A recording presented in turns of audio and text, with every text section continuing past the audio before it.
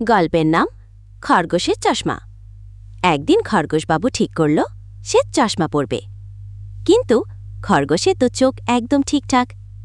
তবু সে বলল, চশমা পরলে আমি দেখতে আরও বুদ্ধিমান লাগব। সে গেল দোকানে। দোকানদার বলল, আপনার চোখ কি খারাপ? খরগোশ বলল, না না, শুধু ফ্যাশনের জন্য। দোকানদার একটা চকচকে লাল চশমা দিল। খরগোশ খুব খুশি। চশমা পরে সে হাঁটছে। হঠাৎ ধুপ, এক গাছের সঙ্গে ধাক্কা। তারপর চলল, আবার পচাং, পুকুরে পড়ে গেল। সব বন্ধুরা এসে হাসছে। বানর বলল, তুই তো এখন বুদ্ধিমান না, ভেজা খরগোশ। খরগোশ লজ্জায় চশমা খুলে বলল, চোখ ঠিক থাকলে ফ্যাশন নয়, সাবধানতা দরকার। সবাই হেসে উঠল। খরগোশও বলল, আজ থেকে আমি শুধু দরকার হলে চশমা পরব। সবাই হাততালি দিল।